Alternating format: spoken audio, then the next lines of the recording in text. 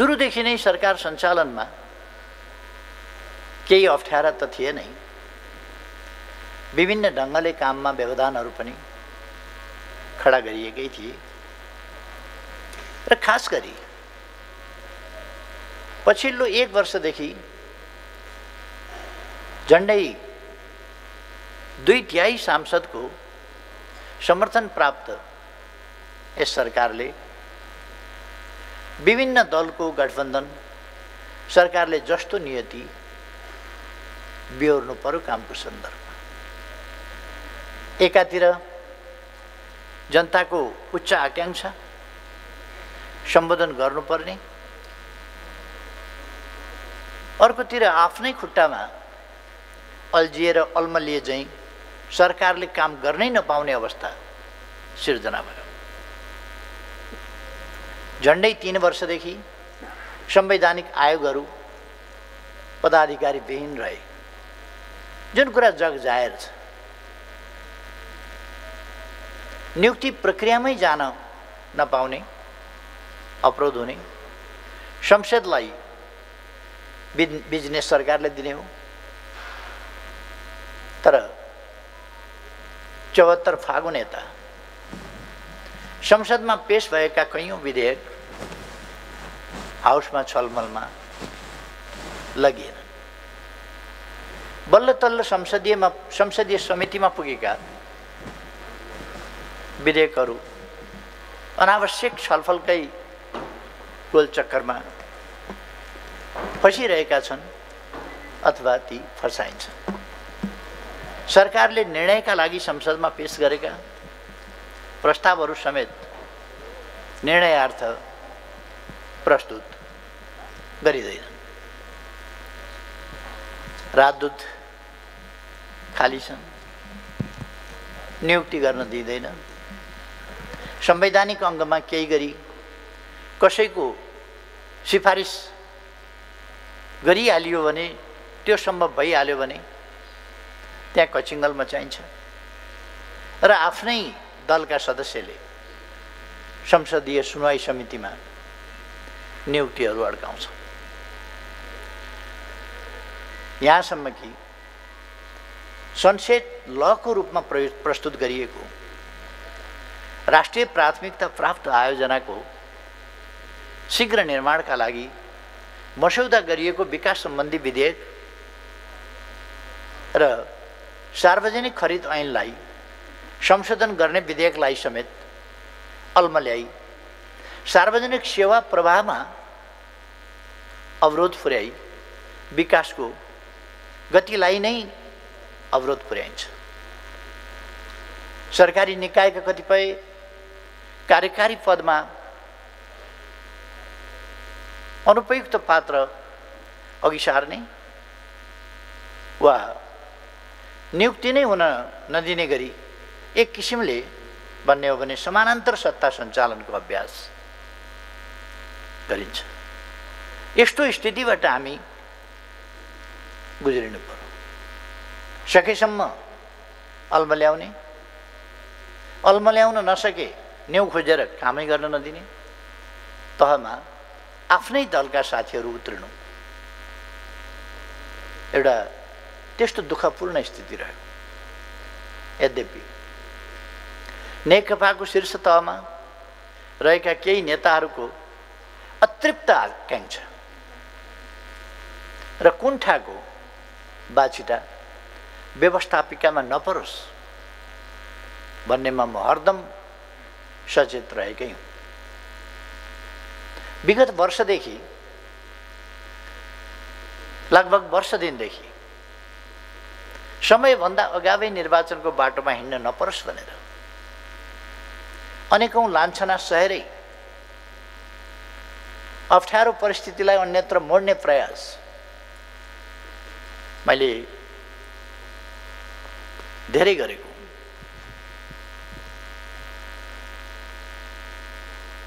गठबन्धन सरकारको अर्को कुनै समूहले चाहिँ आफ्नो पार्टीका अध्यक्ष एवं प्रधानमन्त्री विरुद्ध अचानक निराधार र झुट्टा फौजदारी अभियोग छापेर देशभरि वितरण गरेर पृथक बाटोबाट सरकारमाथि हमला गर्ने र सकेसम्म विस्थापितै गर्ने, बाटोमा हिँड्न तम्सिरहेका नेताहरूलाई सम्झाउने र स्थितिमा परिवर्तन ल्याउने, स्थितिलाई सकारात्मक बनाउने प्रयास मैले लगातार गरिरहेँ र यो प्रयास गत पुष 5 गते विघटनमा हस्ताक्षर हुनुभन्दा अगाडिसम्म 2 बजेसम्म लगातार गरिरहेँ। प्रतिनिधि सभा विघटन गर्नुभन्दा अघि मैले धेरै पल्ट सोचेँ र विघटन गर्नु नपरोस् भनेर प्रयास पनि गरेँ। मैले सोचेँ कि विद्यमान अवस्थामा वैकल्पिक सरकारको सम्भावना छ त?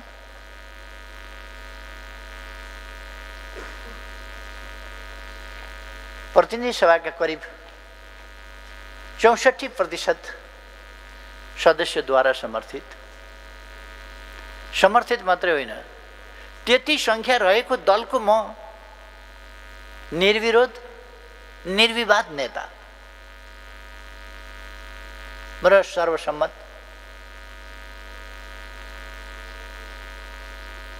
जसो प्रधानमन्त्री। मेरा विरुद्ध संसदीय दलमा कुनै चर्चा, विपरीत चर्चा, आलोचना, टिप्पणी केही पनि छैन।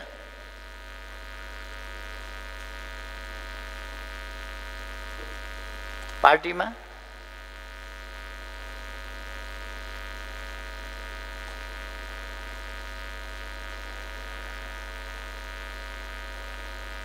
केही व्यक्तिहरू भित्र गाईगुई, सानो संख्याको एउटा गाईगुई, आलोचना, टिप्पणी र एकजना व्यक्तिले एउटा झुटो लान्छनाको पत्र पेश गरेको बाहेक अरू केही छैन। संसदीय दलमा मेरा विरुद्ध कुनै उजुरी छैन। उजुरी नभएको मात्रै होइन, संसदीय दलका सदस्यहरूबाट कुनै समस्या पर्यो अथवा बैठक गरिनु पर्यो भन्ने कुनै माग पनि भएको छैन। त्यस्तो माग संसदीय दलका उपनेता समक्ष पनि आएको छैन। प्रमुख सचेतक, सचेतकसम्म, मुख्य सचेतक, सचेतकसम्म पनि आएको छैन। र दलमा मात्रै होइन, पार्टीभित्र पनि संसदीय दलको नेता बदल्नुपर्छ भन्ने कुनै कुरा उठेको छैन। उठेको भए पनि त्यो सम्भव पनि थिएन। यस्तो अवस्थामा नेकपाभन्दा बाहिरबाट जहाँ 36% जसो संख्या रहन्छ, त्यो संख्या जतिपल्ट गने पनि त्यो 51% त पुग्दैन। 36% भनेको 36% हो। कुनै वैकल्पिक सरकारको कतै सम्भावना छैन।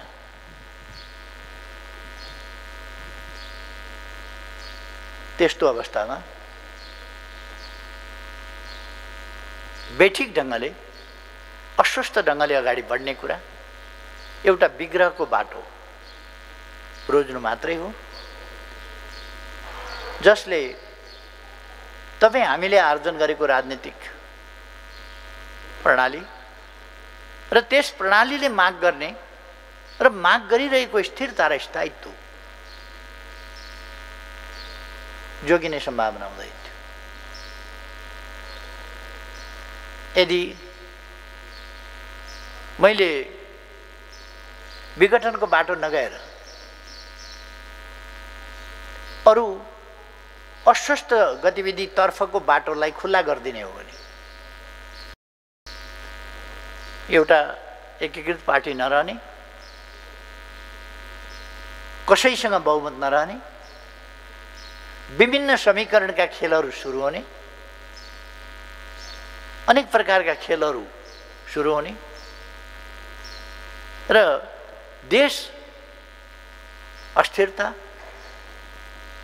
र अस्थायित्वतिर जाने ती सम्भावनाहरू स्पष्ट देखा परे। फेरि उही 6-8 महिना 9 महिनामा सरकार परिवर्तन हुने, त्यसको निरन्तर अनियन्त्रित श्रृङ्खला सुरु हुने, त्यस बाटोमा राष्ट्रिय राजनीति जाने धकेलिने त्यो सम्भावना थियो। त्यसबाट देशलाई जोगाउनु आवश्यक थियो, जरुरी थियो। त्यसैले प्रतिनिधि सभाको बाँकी यस कार्यकाललाई राजनीतिक अस्थिरताको खेल मैदान बन्न दिनु हुँदैन थियो। त्यस्तो बन्न दिने कि अर्को विकल्पमा जाने। प्रधानमन्त्रीको हैसियतले मेरा सामु धेरै विकल्प थिएनन्, दुईटा मात्रै विकल्प थिए कि मैले राष्ट्रिय राजनीतिलाई अस्वस्थ फोहोरी खेलतर्फ जान दिन मन्जुर गर्नु पर्थ्यो कि हामीले प्राप्त गरेका उपलब्धिको रक्षा गर्दै ती उपलब्धिहरूलाई व्यावहारिक रूपमा कार्यान्वयन गर्दै स्थिरता स्थायित्वको बाटोबाट र खास गरी जनताको अभिमतबाट निर्णय गर्ने अँध्यारा कुनाका षड्यन्त्रबाट र केही व्यक्तिका साँठगाँठबाट राष्ट्रिय राजनीति प्रदूषित हुने बाटोतर्फ जान नदिएर जनताको जनमत ताजा जनादेशबाट राष्ट्रिय राजनीतिलाई अगाडि बढाउनु पर्ने आवश्यकता थियो। गत निर्वाचनमा जनतालाई मैले विजयी भएँ भने अथवा मेरो नेतृत्वको गठबन्धनलाई सरकार सञ्चालन गर्ने गरी जनमत प्राप्त भयो भने राजनीतिक अस्थिरता हुन दिन्न, रोक्छु। राजनीतिक स्थायित्व कायम गर्दै विकास र समृद्धिको बाटोमा देशलाई अगाडि बढाउँछु भन्ने मेरो प्रतिबद्धता मैले सम्झेँ। अनि विगतमा भएका विश्वास अविश्वास, विभाजन, समीकरण, लेनदेन आदिका अस्वस्थ खेलहरूको एउटा सिलसिला सम्झेँ मैले। त्यसले सिर्जना गर्ने अस्थिरता र अस्वस्थ बाटोतर्फ देशलाई जान दिन मिल्दैन थियो, जान दिनै हुँदैन थियो। त्यस्तो अवस्थामा एकातिर प्रतिनिधि सभाबाट अर्को सरकार बन्ने विकल्प नहुनु थिएन, छैन। अर्कोतिर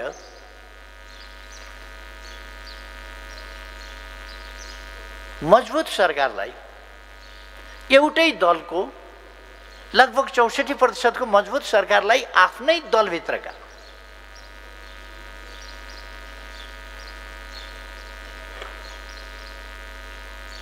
आफ्नै सहकर्मीहरूले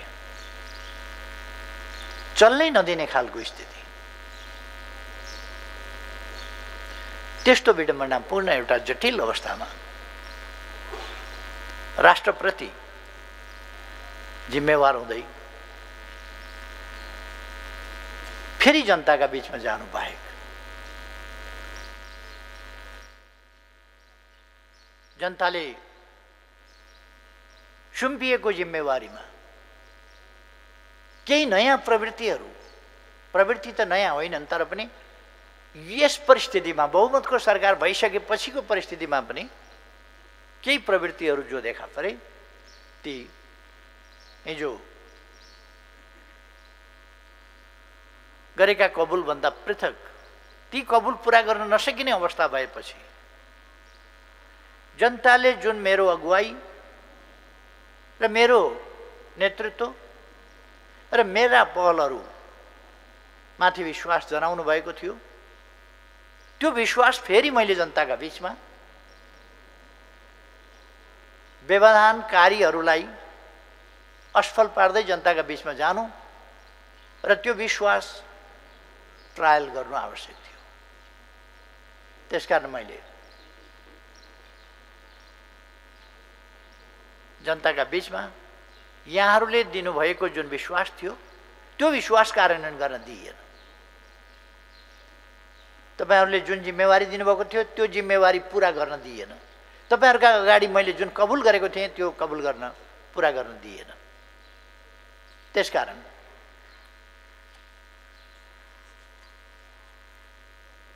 म पुनः जनताका बीचमा जानुपर्छ, ताजा जनादेश पाऊँ भनेर भन्ने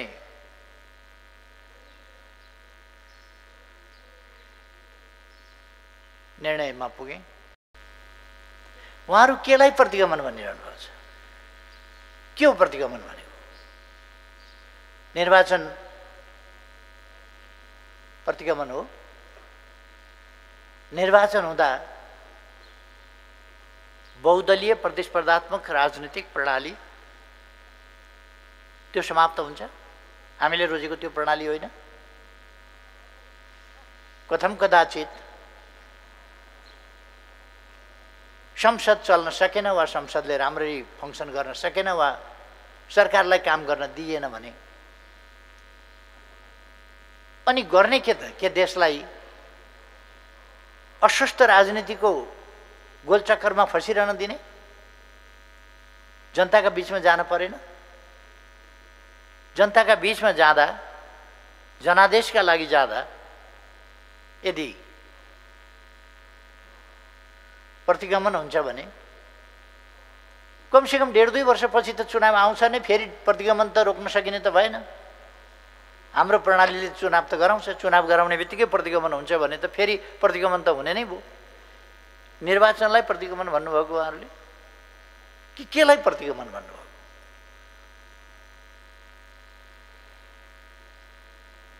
के अहिले हामी संविधानले जुन कोरेका प्रणालीका सीमाहरूभन्दा बाहिर गएका छौँ? त्यसभन्दा हामी के पछि हटेका छौँ? हामी सङ्घीय लोकतान्त्रिक गणतन्त्रको सुदृढीकरण र त्यसले अङ्गीकार गरेको सामाजिक सांस्कृतिक मूल्य मान्यताका विरुद्धमा छौँ? के हामी जनतासँग मत माग्ने र उनीहरूले चुनेका प्रतिनिधिबाट शासन सञ्चालन गर्ने बाटोभन्दा अलग बाटोमा हिँडेका छौँ? कि चुनाव गर्दा अलग बाटोमा हिँडियो? कि मैले अब चुनाव गराउन्न, अब म सधैँ शासनमा बसिरहन्छु भने हल्ला चलाए जस्तै म भन्दैछु वैशाख 17 र 27 गते चुनाव गराउँछु भनेर भनिरहेको छु। निर्वाचन त्यसको तयारीमा लागिराखेको छ, कुनै हालतमा चुनाव गराउँदैन भनेर। उहाँहरू राजनीति गर्नुहुन्छ कि ज्योतिषशास्त्र पढ्नुहुन्छ? जन्मकुण्डली पल्टाउनुहुन्छ कि राजनीति गर्नुहुन्छ? उहाँहरू कस्तो भविष्यवाणी हो उहाँहरूको चुनाव हुँदैन भन्ने?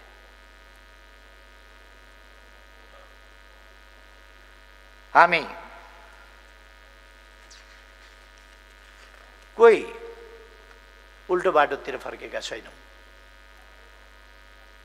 उल्टो बाटोतिर हामी फर्केका छैनौँ भने संविधानको रक्षा हाम्रो प्रतिबद्धता हो, त्यसको सृजनात्मक कार्यान्वयन प्रतिबद्धता हो, प्रणालीको रक्षा हाम्रो प्रतिबद्धता हो, सुदृढीकरण प्रतिबद्धता हो। अनि त्यसको व्यवहारिक कार्यान्वयन गर्दै, त्यसमा आइपरेका अप्ठ्यारा र व्यवधानहरू फुकाउँदै, लोकतन्त्रलाई सुदृढ गर्दै, देशमा स्थिरता र स्थायित्व कायम गर्दै लोकतन्त्रको बाटोमा अगाडि बढ्छौँ, जनताको आदेश र अभिमतबाट अगाडि बढ्छौँ भने प्रतिगमन भयो कसरी? हामीले पहिलो वर्षको कार्यभारलाई राज्यको संरचनागत व्यवस्थापन र समृद्धिको आधार वर्ष मानेका थियौँ। अन्तर्प्रदेश समन्वय,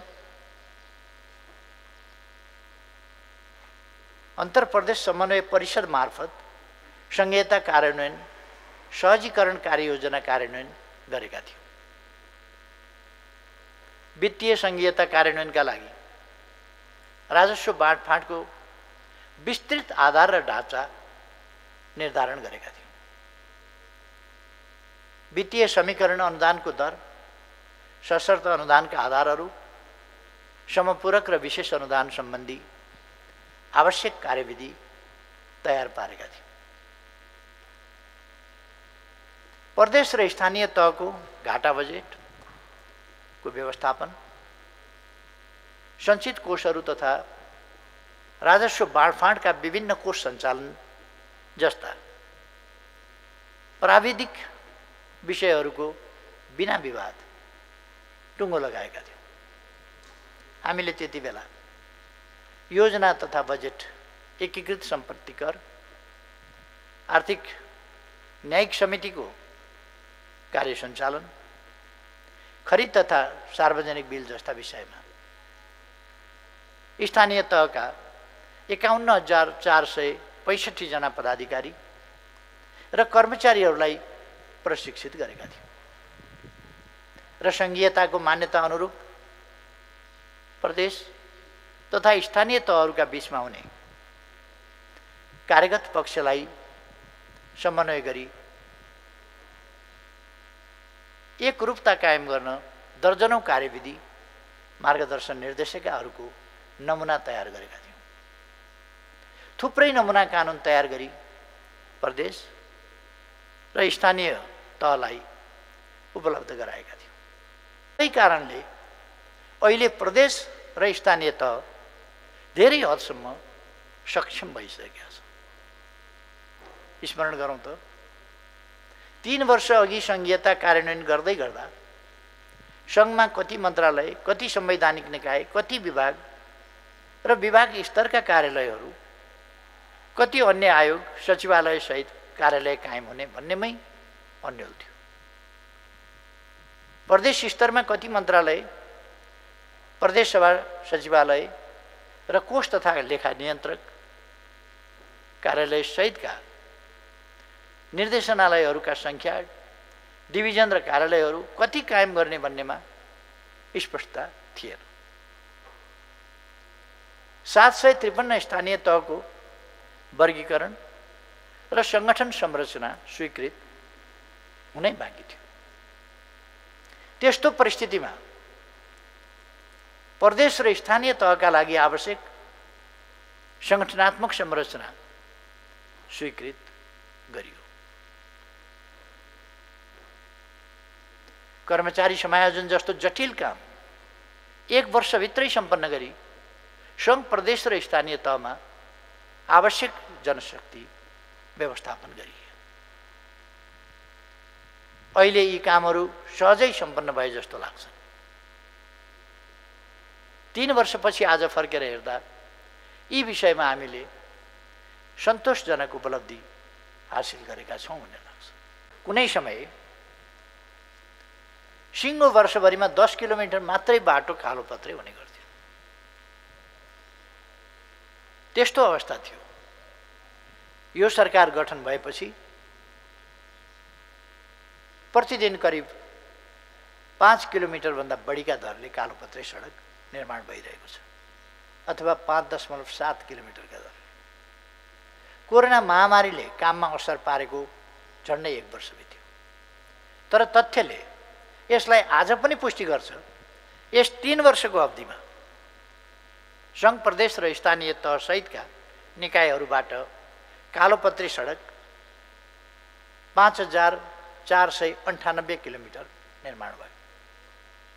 यस अवधिमा थप 2,718 किलोमिटर निर्माण भई सडक विभागद्वारा निर्मित कालोपत्री रणनीतिक सडक कुल 15,867 किलोमिटर पुगेको छ। शहरी विकास मन्त्रालयद्वारा थप 412 किलोमिटर कालोपत्री सडक निर्माण भएको छ। 7वटै प्रदेशबाट 1143 किलोमिटर सडक कालोपत्री गरिएको छ। स्थानीय स्तरका थप 1225 किलोमिटर कालोपत्री सडक निर्माण भएका छन्। खण्डसमेत 1463 किलोमिटर थप भई 8419 किलोमिटर निर्माण भएको छ। माटे सडकको लम्बाइ 9109 किलोमिटर पुगेको छ। यस अवधिमा तराई मधेसमा 1600 किलोमिटरभन्दा बढी कालोपत्री सडक निर्माण भएको छ, जसमध्ये तराई मधेस सडक पूर्वाधार विकास कार्यक्रमबाट 2 लेनको 516 किलोमिटर रणनीतिक सडक, 490 किलोमिटर हुलाकी राजमार्ग, व्यापारिक मार्ग विस्तार आयोजना अन्तर्गत 94 किलोमिटर 6 लेनका सडक निर्माण भएका छन्। सङ्घीय मामिला तथा सामान्य प्रशासन मन्त्रालय अन्तर्गत करिब 60 किलोमिटर सडक र सघन शहरी विकास कार्यक्रम अन्तर्गतको 412 किलोमिटर सडक निर्माण भएको छ। कालोपत्री सडक भएका जिल्लाहरूको सङ्ख्या अब 72 पुगेको छ। सडक पुगेका गाउँपालिका केन्द्रको सङ्ख्या 724 पुगेको छ। बाँकी केन्द्रहरूलाई जोड्ने सडक निर्माणका लागि यसै आर्थिक वर्षभित्र थाल्ने गरी सरकारले बजेट व्यवस्था गरिसकेको छ। नागढुङ्गा नौबिसे सुरुङ मार्गको निर्माण कार्य सुरु भएको छ। सिद्धबाबा सुरुङ मार्ग निर्माणको लागि बजेट व्यवस्था गरिएको छ। टोखा छरे र बेत्रावती स्याप्रुबेसी सुरुङ मार्ग विस्तृत परियोजना प्रतिवेदन तयारीको चरणमा छन्। 3 वर्षमा सङ्घ प्रदेश र स्थानीय तहका गरी थप 915 सडक पुल निर्माण भएका छन्। नेपालकै दोस्रो लामो सिस्निया गढवा राप्ती सडक पुल यसै अवधिमा सम्पन्न भएको छ। 416 ग्रामीण सडक पुलसहित सडक पुलको कुल सङ्ख्या 3136 पुगेको छ। हालसम्म 130 वटा तुइन विस्थापित गरी झोलुङ्गे पुलहरू निर्माण भएका छन्। सीमा नदी महाकाली सहित 5 स्थानमा झोलुङ्गे पुल निर्माण कार्य बाँकी छ। प्राविधिक हिसाबले तुइन राखी नदी तरी तराउ गर्ने स्थान अब बाँकी छैन। यस 3 वर्षको अवधिमा 1423 झोलुङ्गे पुल निर्माण गरिएका छन्। तथ्यले भन्छ प्रत्येक दिन कम्तीमा 5 किलोमिटर सडक कालोपत्री भयो। हरेक दिन कम्तीमा 1 भन्दा बढी झोलुङ्गे पुल बने। हरेक दोस्रो दिन कम्तीमा एउटा सडक पुलको निर्माण कार्य सम्पन्न भयो। हरेक तेस्रो दिन एउटा ग्रामीण सडक पुलको निर्माण सम्पन्न भयो। उत्साही निजी क्षेत्रका लगानीकर्ताले कोशी र गण्डकीमा जल यातायात सुरु गरेका छन्। मनोकामना, चन्द्रागिरी र कालिन्चोकपछि बुटौल लगायतका देशका विभिन्न भागमा केबल कार सञ्चालनको अभियान नै सुरु भएको छ। यस अवधिमा जनताका आवास भवन निर्माणतर्फ एक दिनमा कम्तीमा 12 वटाका दरले थप 13,065 भवन निर्माण सम्पन्न भएको छ। यस कार्यक्रम अन्तर्गत कुल 34,507 भवनको निर्माण कार्य सम्पन्न गरिएको छ। 5 लाख खर र फुसका छाना हटाउन प्रति परिवार रु 50,000 र सस्तोमा काठ उपलब्ध गराइएको छ। फुस तथा खरको छाना जस्ता पाताले प्रतिस्थापन गर्ने कार्यक्रम अन्तर्गत हालसम्म 6,936 फुस वा खरका छाना भएका घरलाई जस्ता पाताले प्रतिस्थापन गरिएको छ। चालु आर्थिक वर्षमा थप 1 लाख घरलाई जस्ता पाताले प्रतिस्थापन गर्ने कार्यक्रम अनुरूप काम भइरहेको छ। 2075 चैत 17 गते राति आएको हावाहुरी र चक्रवात आदिका कारण विस्थापित बस्तीको लागि 12 र पर्सा जिल्लामा 869 घरको निर्माण कार्य तत्काल सम्पन्न गरी त्यति बेलै सम्बन्धित परिवारलाई हस्तान्तरण गरिएको छ। तराई मधेस समृद्धि कार्यक्रमलाई विस्तार गरी 1080 सामुदायिक आवास र 440वटा सामुदायिक पूर्वाधार निर्माण गरिएको छ। गोदावरीमा 3000 क्षमताको अन्तर्राष्ट्रिय सभा भवन, लुम्बिनीमा 5000 अट्ने सभा भवनको निर्माण अन्तिम चरणमा पुगेको छ। सिंहदरबार परिसरमै नयाँ संसद भवन, बालुवाटारमा प्रधानमन्त्रीको सरकारी निवास, ललितपुरको भैँसीपाटीमा मन्त्रीहरू, मुख्यमन्त्री तथा प्रदेश प्रमुख, सभामुख र उपसभामुख र राष्ट्रिय सभाका अध्यक्ष तथा उपाध्यक्षको सरकारी निवास तीव्रताका साथ निर्माण भइरहेको छ। भौतिक पूर्वाधार अन्तर्गतका 7वटा राष्ट्रिय गौरवका आयोजनाहरूको 2074 फागुनको तुलनामा 2077 पुष मसान्तसम्मको भौतिक प्रगति यस्तो देखिन्छ। हुलाकी राजमार्ग 25बाट 68.2%, कालीगण्डकी करिडर जोमसम खण्ड 56%, कालीगण्डकी करिडर पाल्पा खण्ड 20.5%, काठमाडौँ तराई द्रुत मार्ग 11.1%, उत्तर दक्षिण कर्णाली लोकमार्ग 12.5बाट 23%, रेल, मेट्रो रेल, मोनोरेल आयोजना 8.8बाट 23.2%, पुष्पलाल मध्य पहाडी राजमार्ग र उत्तर दक्षिण कोशी लोकमार्गको पनि प्रगति भइरहेको छ। सुशासन र भ्रष्टाचार विरुद्धको अभियानको सन्दर्भमा गत वर्ष आजकै दिन प्रतिनिधि सभामा सम्बोधन गर्दा मैले भनेको थिएँ, म आफू भ्रष्टाचार गर्दिनँ र अरूलाई पनि गर्न दिन्न। आज फेरि एकपटक दोहोऱ्याउन चाहन्छु, दुराचारी र दुराचार, भ्रष्ट र भ्रष्टाचारका सन्दर्भमा मुखमा पानी हालेर बोल्ने मेरो बानी छैन। जो जतिसुकै उच्च ओहदावाला होस् वा कथित पहुँचवाला, तिनको मुख हेरेर सजाय तोकिन्न। कारबाही गर्ने नगर्ने फैसला लिइन्न। यो मेरो प्रतिबद्धता लोक रिजाइ वा ओठे भक्ति होइन, निष्ठा हो। त्यही निष्ठाका कारण भ्रष्टाचार र अधिकारको दुरुपयोग छानबिन गर्ने विभिन्न सरकारी निकायहरूलाई मैले प्रधानमन्त्री कार्यालय अन्तर्गत ल्याएको थिएँ। कतिले यसलाई शक्तिको अति केन्द्रीकरण गरेको भने, यो त अलोकतान्त्रिक भयो भन्नेहरूका आरोपमा नअल्मलिएर ठिकै गरेको रहेछु भन्ने 3 वर्षको अवधिमा प्राप्त कामको प्रभावकारिता र परिणामले देखाएको छ। भ्रष्टाचार विरुद्ध जिम्मेवारी पाएका हाम्रा निकायहरूले यसका विरुद्ध अभियान नै चलाएका छन्। यस अवधिमा भ्रष्टाचार, राजस्व चुहावट र सम्पत्ति शुद्धिकरण अन्तर्गत कुल 1154 मुद्दा दर्ता भएका मध्ये थप 736 मुद्दा दायर भएका छन्। बिगो दाबी रु 4810 करोड गरिएको छ। राजस्व चुहावटका कसुरका 215 मुद्दामा 11 राष्ट्र सेवक कर्मचारी सहित 755 जना विरुद्ध 32 अर्ब 79 करोड 90 लाख बिगो असुल गरी जरिवाना र कैद सजाय माग गरी मुद्दा चलाइएको छ। विदेशी विनिमय अपचलन तथा अवैध हुन्डी कारोबारको कसुरमा 440 जना विरुद्ध 10 अर्ब 72 करोड 69 लाख बिगो कायम गरी त्यसको तेवर जरिमाना र 3 वर्ष कैद सजाय माग गरिएको छ। झुटा नक्कली बीजक बनाउने त कारखाना नै चलेको रहेछ। यस्ता झुटा कागजात जारी गरी राजस्व चुहावट गर्ने 200 फर्म मध्ये छानबिन पुरा भएका 127 फर्मलाई रु 10 अर्ब 68 करोड बिगो कायम गरी संलग्न व्यक्ति विरुद्ध मुद्दा दायर गरिएको छ। नक्कली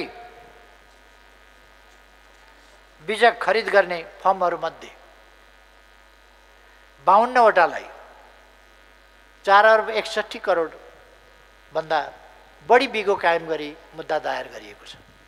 यस वर्ष अख्तियार दुरुपयोग अनुसन्धान आयोगले इतिहासमै सबैभन्दा धेरै मुद्दा दर्ता गरेको छ।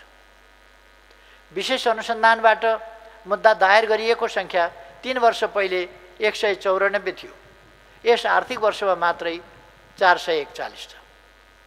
कुल बिगो दाबी रकम पहिले रु 40.6 करोड थियो भने अहिले रु 253.7 करोड रहेको छ।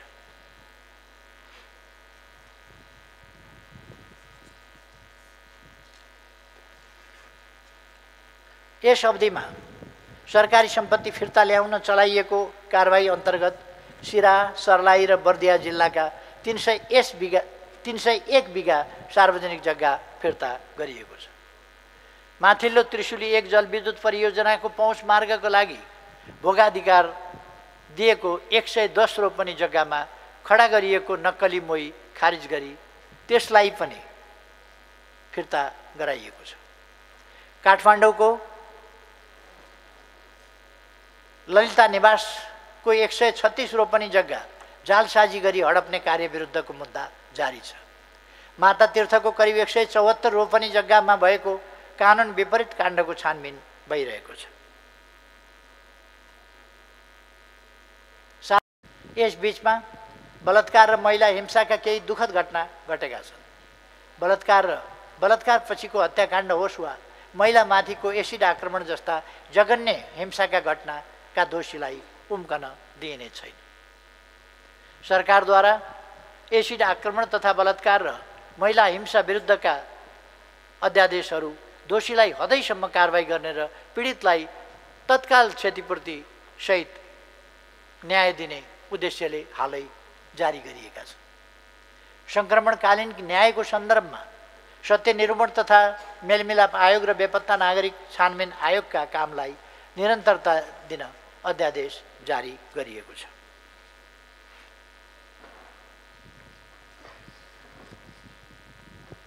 यसै अवधिमा छुट्टै राज्यको मागमा सक्रिय स्वतन्त्र मधेस गठबन्धनलाई राजनीतिक मूलधारमा ल्याइएको छ। शिक्षा, स्वास्थ्य, खानेपानी तथा सरसफाई र आम्दानी लगायत अन्य आर्थिक सामाजिक पक्षहरूको स्थिति समेटेर संयुक्त राष्ट्रसङ्घीय विकास कार्यक्रमले प्रकाशित गरेको मानव विकास प्रतिवेदन 2020ले नेपालको सूचकाङ्क 3 वर्षको अवधिमा 5.3% वृद्धि भएको उल्लेख गरेको छ।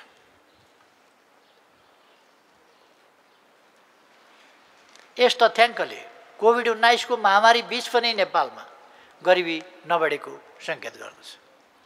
संयुक्त राष्ट्रसङ्घकै विकास नीति समिति कमिटी फर डेभलपमेन्ट पोलिसीले विकासोन्मुख मुलुकबाट स्तरोन्नति हुनका लागि निर्धारण गरेका आर्थिक जोखिम 28.4 बाट 24.2, मानवीय सम्पत्ति 71.2 बाट 75 र प्रति व्यक्ति आम्दानी अमेरिकी डलर 887 बाट अमेरिकी डलर 1097 मा यस अवधिमा उल्लेखनीय सुधार भएको छ।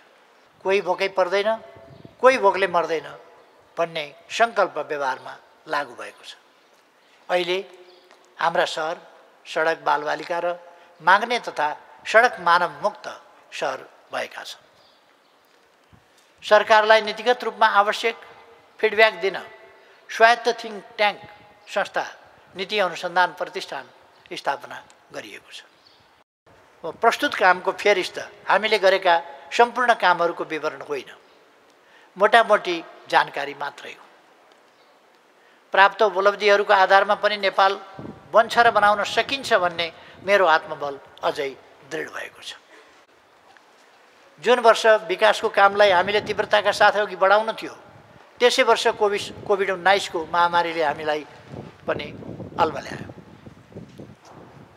जति बेला राष्ट्र एक भएर महामारीका विरुद्ध जुझ्नुपर्ने थियो, त्यही समय मेरा सहकर्मीहरू सरकार कसरी ढाल्ने, काम कसरी रोक्ने, नेतृत्व कसरी हत्याउने जस्ता कुराहरूमा लागे। त्यही उद्यममा उहाँहरू लागेर अत्यन्तै वातावरणलाई बिगार्नु त मिलाउनु भयो। यस्ता कुराहरूले निश्चय नै हाम्रा सफलता र सपनामाथि केही प्रहार भएको छ। नकारात्मक प्रचारबाजीका बावजुद यी 3 वर्षमा जे जति आधार बनेका छन्, जति काम भएका छन्, मुलुकले निराश हुनुपर्ने अवस्था छैन भन्ने म ठान्दछु। हामी अहिले निर्वाचनको क्रममा छौँ। केहीले अझै पनि चुनाव त हुन्छ भन्दै प्रश्न उठाएको सुन्छु। म जोड दिएर भन्न चाहन्छु, चुनाव हुन्छ। चुनाव आगामी 2078 साल वैशाख 17 गते शुक्रबार पहिलो चरणमा र 78 साल वैशाख 27 गते सोमबार दोस्रो चरणमा निर्वाचन हुन्छ। वैशाख 17 गते प्रदेश नम्बर 2, प्रदेश नम्बर 4 भनेको गण्डकी, लुम्बिनी प्रदेश र सुदूरपश्चिम प्रदेशमा निर्वाचन हुन्छ भने दोस्रो चरणमा प्रदेश नम्बर 1 बागमती प्रदेश र कर्णाली प्रदेश गरेर 3 वटा। पहिलो चरणमा 40 वटा जिल्लामा निर्वाचन हुन्छ भने दोस्रो चरणमा 37 वटा जिल्लामा निर्वाचन हुन्छ।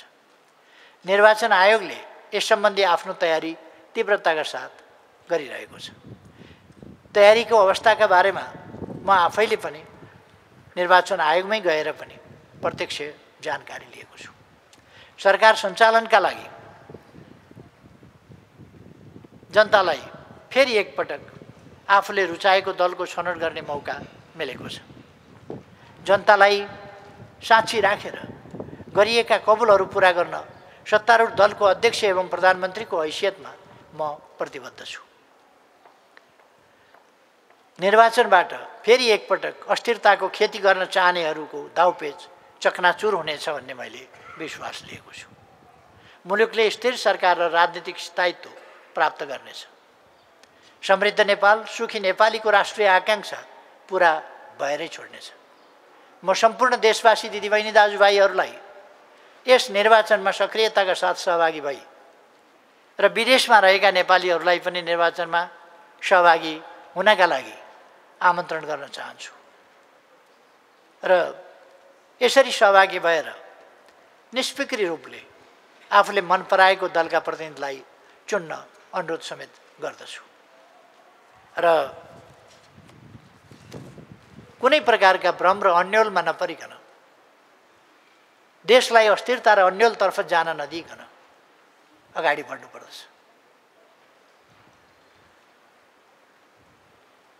कुनै पनि विषयमा फैसला गर्ने, न्याय निरूपण गर्ने स्वतन्त्र न्यायालय होस् वा अरू संस्थाहरूलाई धम्की दिने, दबाव दिने, विभिन्न प्रकारका अशस्त क्रियाकलापहरू प्रकट गर्ने कुराहरू लोकतान्त्रिक समाजका निम्ति ग्राह्य र स्वीकार्य हुन सक्दैन र त्यस्ता प्रयासहरूबाट हाम्रा कुनै पनि जिम्मेवार राष्ट्रका जिम्मेवार अङ्गहरू वा निकायहरू प्रभावित हुनु हुँदैन भन्ने म विश्वास गर्दछु। लोकतान्त्रिक प्रणाली एउटा स्वतन्त्र ढङ्गले आफ्ना कर्तव्य पालना गर्ने, संविधान र कानुन बमोजिम चल्ने, दबाब रहित र भयरहित अवस्थामा त्यस्ता निकायहरूले काम गर्न पाउने प्रणाली हो। यदि त्यस्तोमा कसैले दबाब दिन्छ, कसैले अस्वस्थ ढङ्गले आफूलाई प्रस्तुत गर्छ भने ती कुराहरूलाई त्यस्ता निकायहरूले पनि अस्वीकार गर्नुपर्दछ र जनताले पनि अस्वीकार गर्नुपर्छ। म यस घडीमा 3 वर्षका म प्रधानमन्त्री भएर गरेका कामका केही नमुनाहरू मैले यहाँ प्रस्तुत गरेँ र बाँकी थुप्रै कामहरू भएका छन् जसको विवरण अहिले सम्पूर्ण रूपमा प्रस्तुत गर्न सम्भव छैन। त्यो विभिन्न ढङ्गले साथीहरूले प्राप्त गर्नु नै भएको छ र प्राप्त गर्दै जानु पनि हुनेछ विभिन्न मन्त्रालयहरू मार्फत। तिनका कामहरूका प्रगतिहरू बाहिर आइ पनि रहेका छन्। त्यसर्थ म देशप्रति जिम्मेवार हुन सबैलाई आग्रह गर्न चाहन्छु। सञ्चार माध्यमहरू, सामाजिक सञ्जालहरू, हाम्रो बौद्धिक क्षेत्र सबैलाई पनि देशलाई शिरमा राखेर, जनतालाई मनमा राखेर साना र संकीर्ण स्वार्थमा होइन राष्ट्रिय स्वार्थमा केन्द्रित भएर अगाडि बढौँ भन्ने आग्रह र अपेक्षा गर्दै विश्वास गर्दै आजको अहिलेको आफ्नो भनाइ यहीँ टुङ्ग्याउँछु। धन्यवाद। हरेक नागरिकलाई हरेक खबरबाट हरेक पल सुसूचित गराउने हाम्रो अभियान जारी छ। हरेक पल टिभी HD सब्स्क्राइब गर्न नभुल्नुहोला। नमस्कार।